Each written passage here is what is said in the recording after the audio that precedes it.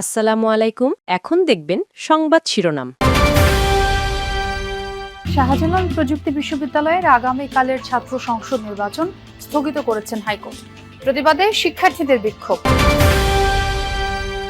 জামালপুরে বিএনপি জামায়াতের বেশিরভাগ প্রার্থী নিজেদের তুলনায় ধনী দেখিয়েছেন স্ত্রীদের। হলফনামার বিবরণ বাস্তবতার বিপরীত বলছেন সচেতন নাগরিকরা। সাভারে পরিত্যক্ত কমিউনিটি সেন্টার থেকে 2 জনের পোড়া মরদেহ উদ্ধারের ঘটনায় ভবঘুরে গ্রেফতার। আরো 4টি হত্যাকাণ্ডে সম্পৃক্ততার দাবি পুলিশের। পূর্ববর্তী সরকারের সময় শুরু হচ্ছে না তিস্তা মহাপরিকল্পনার কাজ, জানালেন পরিবেশ উপদেষ্টা। চীনা রাষ্ট্রদূত সহ রংপুরে তিস্তা অববাহিকা পরিদর্শন। এতক্ষণ দেখছিলেন সংবাদ শিরোনাম, এখন দেখবেন বিস্তারিত। আগামীকালকের শাহজালাল বিজ্ঞান ও প্রযুক্তি বিশ্ববিদ্যালয়ের কেন্দ্রীয় ছাত্র সংসদ নির্বাচন স্থগিত করেছেন হাইকোর্ট। 4 সপ্তাহ পর জাতীয় নির্বাচন হয়ে গেলে শাকসু নির্বাচনে কোনো বাধা নেই বলেও জানায় হাইকোর্ট। সোমবার বিচারপতি ফাহমিদা কাদের ও বিচারপতি মোহাম্মদ আসিফ হাসানের হাইকোর্ট বেঞ্চ এই আদেশ দেন। আদালতে রিটের পক্ষে শুনানি করেন ব্যারিস্টার রুহুল কুদ্দুস কাজল, ব্যারিস্টার রাশনা ইমাম, ব্যারিস্টার মুনিরুজ্জামান আসাদ। বিশ্ববিদ্যালয়ের পক্ষে শুনানি করেন অ্যাডভোকেট মোহাম্মদ হোসাইন লিপু। রাষ্ট্রপক্ষে ছিলেন অতিরিক্ত অ্যাটর্নি জেনারেল অনিকার হক। রিটকারী আইনজীবী জানান, জাতীয় নির্বাচন হয়ে গেলে শাকসু নির্বাচন আয়োজনে কোনো বাধা নেই। জাতীয় নির্বাচনের আগে যদি ছাত্র সংসদ নির্বাচন হয়, আইন শৃঙ্খলা বাহিনীকে যদি তা নিয়ে ব্যস্ত হতে হয়, তবে তার প্রভাব জাতীয় নির্বাচনে পড়বে বলে জানান আইনজীবীরা। 4 সপ্তাহের জন্য নির্বাচন অন্য কোনো সংগঠনের বা শিক্ষা প্রতিষ্ঠানের হতে পারবে না। এরপরে হতেই পারে ওনারা পুনর্তফসিল ডিক্লেয়ার করে আর একটা নতুন ডেট দিতেই পারে। কোনোভাবেই কিন্তু শাহজালাল ভুক্তভোগী হচ্ছেন না, একটু পিছাচ্ছে। ওনারা এখনো ইলেকশন শিডিউল ডিক্লেয়ার করতে পারেন নতুন একটা ডেট দিয়ে। এই ডেটটা ফেব্রুয়ারির 12 তারিখের পরে হতে হবে।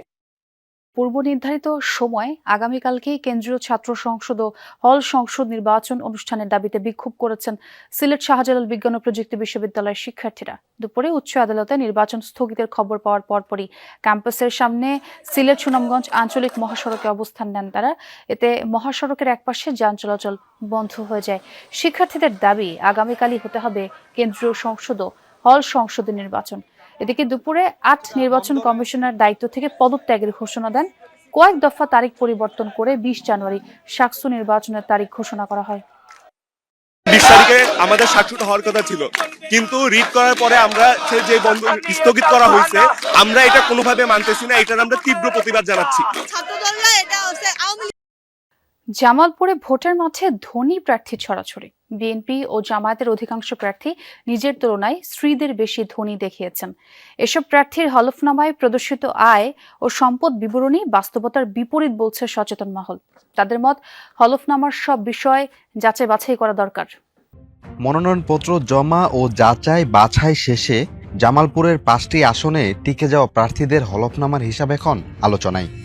জামালপুর 1 আসনের বিএনপির প্রার্থী এম রশিদুজ্জামান মিল্লাত। হলফনামা অনুযায়ী বিভিন্ন পেশা, বাড়ি ভাড়া ও ব্যাংক থেকে তার বার্ষিক আয় 1,98,00,000 টাকার বেশি। স্থাবর অস্থাবর সম্পদ 12 কোটি টাকার কাছাকাছি। নিজের 105 তোলা ও স্ত্রীর 50 তোলা স্বর্ণ রয়েছে। সব প্রার্থীর মধ্যে শুধুমাত্র তিনি একটি পিস্তল ও শটগানের মালিক। জামালপুর 2 আসনে বিএনপির প্রার্থী সুলতান মাহমুদ বাবু। অস্থাবর সম্পদের পরিমাণ 1,30,80,000 টাকা। দলের বিপদের সময়ও বিএনপির এই নেতার নামে কোনো মামলা নেই। স্ত্রীর অস্থাবর সম্পদের পরিমাণ 1.5 কোটি টাকারও বেশি। একই আসনে জামাতের প্রার্থী সামিউল হক, তিনি কেন্দ্রীয় কমিটির দায়িত্বশীল পদে রয়েছেন। চাকরিজীবী এই প্রার্থীর অস্থাবর সম্পদ 1,13,00,000 টাকারও বেশি। বছরে আয় 17.5 লাখ টাকা। স্ত্রীর স্বর্ণ না থাকলেও নিজের নামে রয়েছে 5 ভরি। সাভারে গত 6 মাসের 6টি হত্যাকাণ্ডের পেছনে সরাসরি জড়িত ছিল সিরিয়াল কিলার সম্রাট। দুপুরে সংবাদ সম্মেলনে এমন দাবি করেছে পুলিশ। তবে হত্যাকাণ্ডের কারণ নিয়ে সুনির্দিষ্ট কোনো তথ্য দিতে পারেনি তারা। সাভারের পরিত্যক্ত পৌর কমিউনিটি সেন্টার থেকে 2 পোড়া মরদেহ উদ্ধারের ঘটনায় পুলিশ বাদী হয়ে মামলা করেছে। মামলায় গ্রেফতার দেখিয়ে সিরিয়াল কিলার দাবি করা সম্রাটকে সকালে আদালতে পাঠায় পুলিশ। আসামির 10 দিনের রিমান্ড চাওয়া হয়েছে। এর আগে রোববার বিকেলে থানা রোড এলাকা থেকে ভবঘুরে সম্রাট হোসেন ওরফে কিং খানকে গ্রেফতার করা হয়। পুলিশ জানায় সে থানা রোডে বিভিন্ন এলাকায় ঘুরে বেড়াতো, রাতে থাকতো পরিত্যক্ত ওই ভবনে। স্থানীয়রা তাকে পাগল বলেই জানত। রোববার কমিউনিটি সেন্টারটি থেকে 2 জনের পোড়া মরদেহ উদ্ধার করা হয়। নিহতদের পরিচয় এখনো জানা যায়নি। এই নিয়ে গেল 6 মাসে ভবনটি থেকে উদ্ধার হলো 5টি মরদেহ। পুলিশের দাবি এলাকায় ঘটা আরও একটি হত্যাকাণ্ড সহ মোট 6টি হত্যায় জড়িত থাকার তথ্য দিয়েছে সম্রাট। কয়েকটি সিসিটিভি ফুটেজ পর্যালোচনার পর তাকে গ্রেফতার করা হয়েছে। আদালত যদি আমাদের রিমান্ড মঞ্জুর করে সেক্ষেত্রে হয়তো জিজ্ঞাসাবাদে বাকি অংশ, যে উদ্দেশ্য কি, আরো কেউ জড়িত আছে কিনা এবং এই ধরনের ঘটনা অন্য কোথাও সে ঘটিয়েছে কিনা, এই বিষয়গুলো আমরা পরবর্তীতে জানতে পারি। ফরিদপুরে একটি ফিলিং স্টেশনে হানা দিয়েছে ডাকাত দল।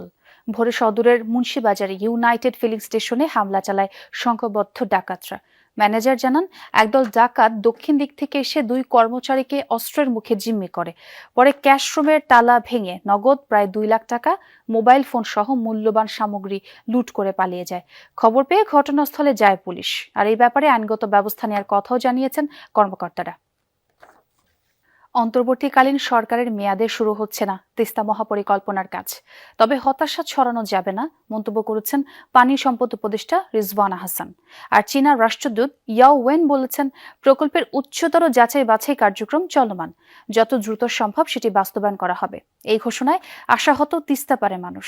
এই সরকারের সময়ই কাজ শুরু না হলে পরবর্তীতে অনিশ্চয়তার আশঙ্কা নদী আন্দোলনকারীদের। তিস্তা মহাপরিকল্পনা প্রকল্প বাস্তবায়নের অংশ হিসেবে অববাহিকা পরিদর্শনে পানি সম্পদ উপদেষ্টা সৈয়দা রিজওয়ানা হাসান ও চীনা রাষ্ট্রদূত ইয়া ওয়েন সোমবার সকালে তারা রংপুরের কাউনিয়ায় তিস্তা সড়ক সেতু পয়েন্টে আসেন। সেখানে পানি উন্নয়ন বোর্ডের কর্মকর্তারা বর্তমান তিস্তার অবস্থা সম্পর্কে অবহিত করেন তাদের। পরে তারা রেলওয়ে সেতু পয়েন্ট থেকে একটি স্পিডবোটে নদীর বিভিন্ন অংশ ঘুরে দেখেন। এরপর যান তালুক শাহবাজ পয়েন্টে। সেখানে পরিদর্শনের পর তীরবর্তী এলাকার মানুষের সাথে কথা বলেন। পরিদর্শন শেষে চীনা রাষ্ট্রদূত বলেন, প্রকল্পের যাচাই বাছাই চলমান, যত দ্রুত সম্ভব আনুষ্ঠানিকতা শেষ করবে তার দেশ। দ্রুত সময়ের মধ্যে সব ধরনের পর্যবেক্ষণ শেষে কাজ শুরু করতে পারবো বলে আমরা আশাবাদী। আমরা প্রকল্পটি যাচাই বাছাই করছি, একটি টেকসই সমাধান খুঁজছি। প্রকল্প বাস্তবায়নে সব ধরনের সহায়তা আমরা দিয়ে যাচ্ছি। তারিখ ঘোষণার পরও কেন শুরু হচ্ছে না প্রকল্পের কাজ, ব্যাখ্যা দেন উপদেষ্টা। এটা যাচাই বাছাই প্রক্রিয়াটা শেষ না হওয়া পর্যন্ত এটা শুরু করা যাচ্ছে না, কিন্তু কোনোভাবেই হতাশা ছড়ানো যাবে না, কারণ উনি এই প্রকল্পটা করার ব্যাপারে চীন সরকার, বাংলাদেশ সরকার উভয়ই প্রতিশ্রুতিবদ্ধ।